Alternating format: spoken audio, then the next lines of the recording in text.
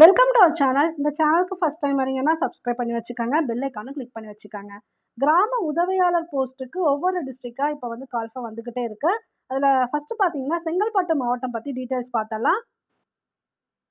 கிராம உதவியாளர் பதவிக்கு விண்ணப்பங்கள் வரவேற்கப்படுகின்றன. இதில் தொடக்க தேதி அப்படின்னு பார்த்தீங்கன்னா இன்னைக்கு தான் ஜூலை 7 அன்னைக்கு தான் ஸ்டார்ட் பண்ணுறாங்க. கடைசி தேதி 5/8/2025, அதாவது ஆகஸ்ட் 5 வந்து கடைசி தேதி. இப்போ அந்த அப்ளிகேஷன் ஃபார்மில் என்னெல்லாம் இருக்குது, என்னென்ன டீட்டெயில்ஸ் கேட்டிருக்காங்க, எப்படி வந்து அந்த அப்ளிகேஷன் ஃபார்ம் ஃபில் பண்ணணும், அதை பற்றி கம்ப்ளீட்டாக பார்த்தரலாம்.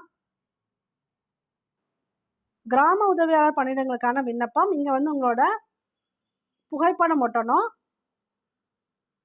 தென் விண்ணப்பதாரரின் பெயர், இங்கே நேம் எழுதிக்கணும். தந்தை இல்லது கணவரின் பெயர், அப்புறம் இருப்பிட முகவரி, ஃபுல் அட்ரஸ் பின்கோடோட எழுதிக்காங்க. அப்புறம் பிறந்த தேதி, கரெக்டாக உங்களோட 10th சர்டிஃபிகேட்டில் என்ன இருக்கோ அந்த டேட் ஆஃப் பர்த் போட்டுக்காங்க. வயது என்ன அப்படிங்கிறத கரெக்டாக போடணும். பாலினம், சாதி மற்றும் உட்பிரிவு, வட்டாட்சியர் சான்று இணைக்கப்பட வேண்டும். உங்களோட ஜாதி சான்றிதழ் இருக்கு இல்லையா, அதோட ஜெராக்ஸ் வந்து இணைக்கணும். மாற்றுத்திறனாளி அப்படின்னா ஆம் கொடுத்துட்டு அதுக்குரிய அடையாள அட்டை இணைக்கணும். இல்லைன்னா இல்லைன்னு டிக் பண்ணிக்கணும்.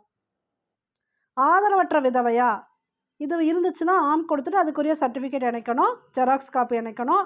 இல்லை அப்படின்னா இல்லைன்னு சூஸ் பண்ணிக்கணும். முன்னாள் இராணுவத்தினரா, ஆம் இல்லைன்னா இல்லை.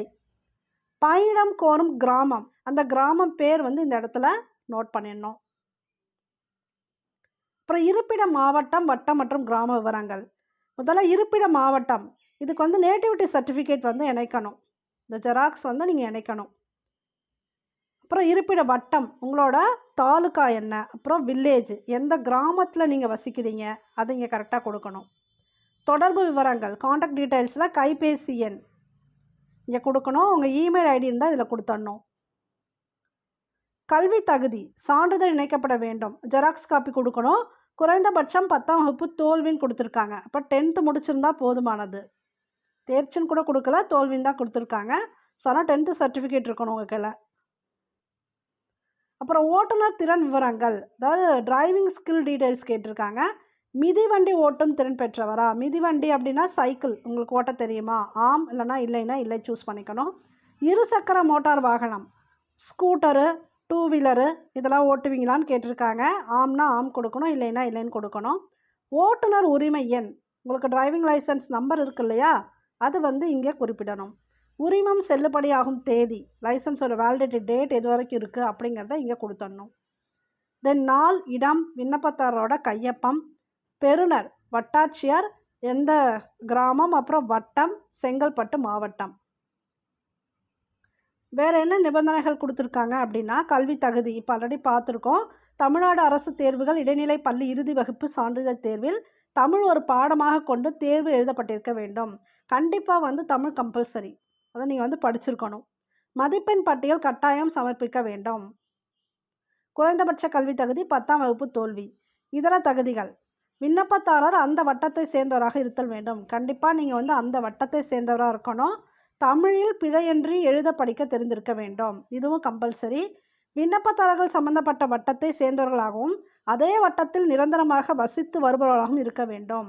காலி பணியிடம் அறிவிக்கப்பட்ட கிராமத்தை சேர்ந்த விண்ணப்பதாரர்களுக்கு அந்த கிராம பணியிடத்திற்கு முன்னுரிமை வழங்கப்படும்.